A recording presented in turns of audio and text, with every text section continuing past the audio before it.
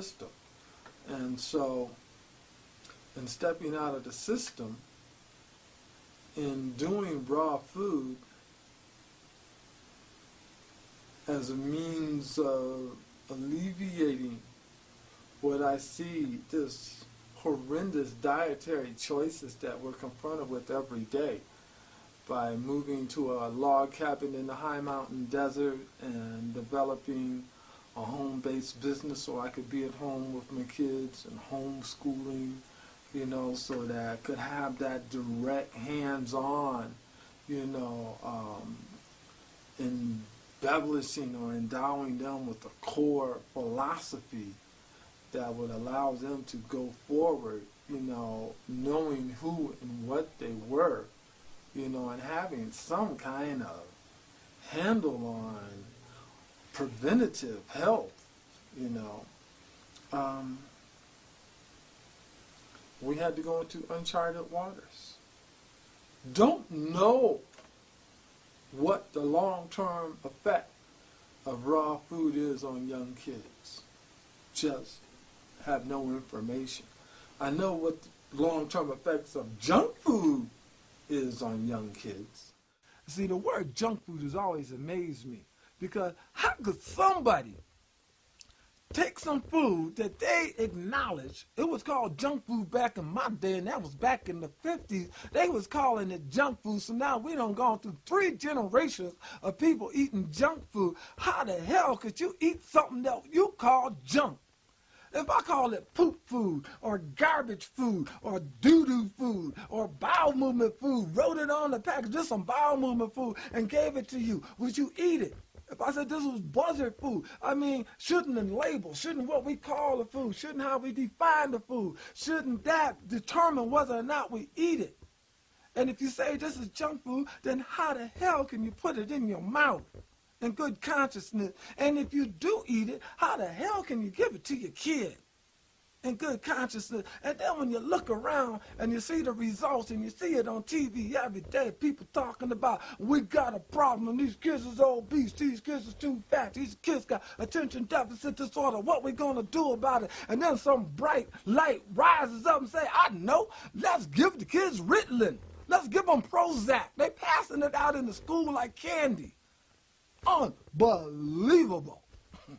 See, now we done deviated from common sense. You don't have to have no law degree. You don't have to have no medical degree from Harvard University to know that maybe giving kids Ritalin to counteract the effects of multisodium glutamate isn't such a good idea. Maybe we should just not give them the monosodium glutamate to start with.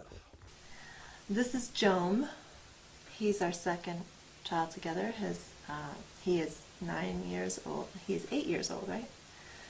Joam is 8 years old, and he has been raw vegan most of his life and vegan all of his life, and he does really well on the diet. I feel like he was born into this family to be, because he wanted to be raw vegan. He is extremely active.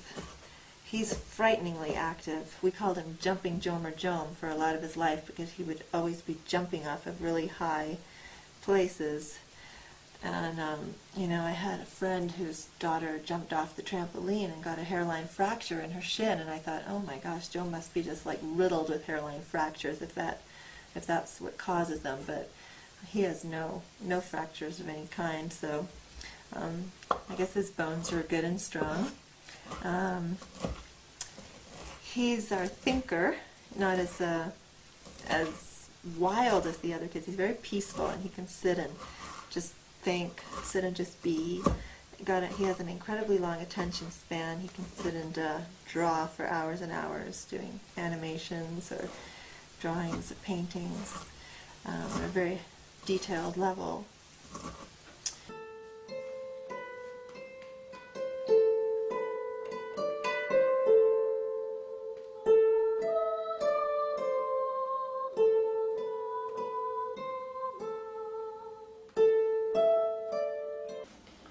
So I hear you're going to go climbing.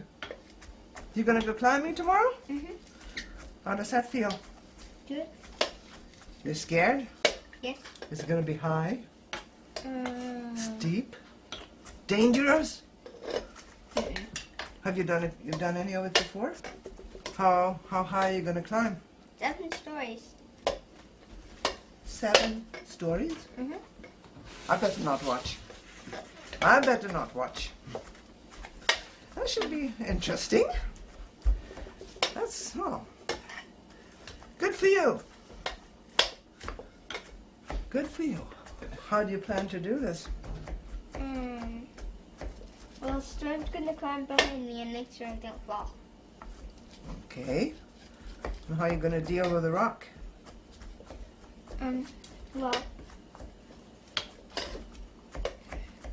You a bit scared? yeah, we're going around the other side. Is that tougher?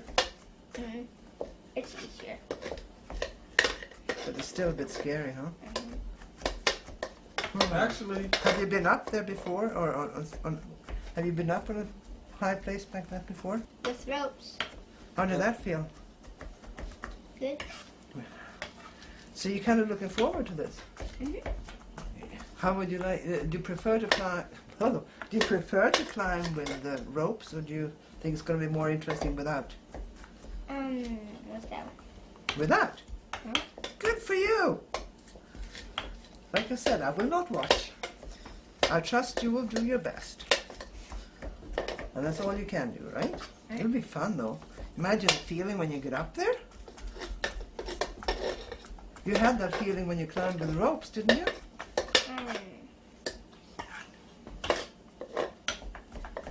How you doing there? Not really. Not really. Okay. How you doing there with the corn? Good. Good. What do you think of those pictures of Joan climbing? Yeah, I had a heart attack. No, it's good. It's scary. It's scary, but to see that face when you finally make it, you know, when you achieved it, you reached the top, you done it, you didn't fall, you didn't break your neck.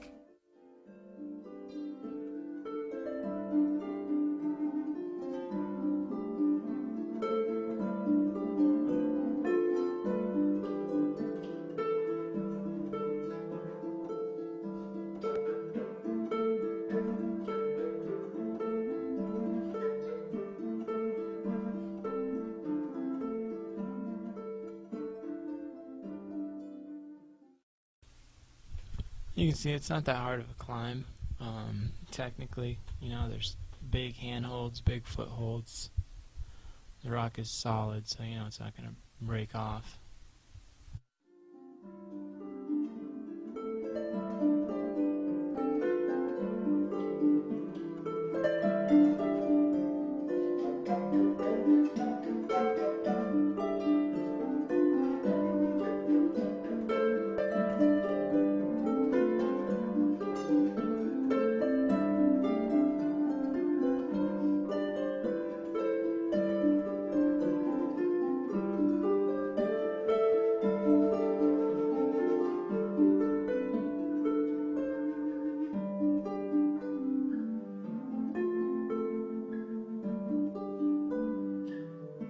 This is pretty close to the same spot I got stuck at 16.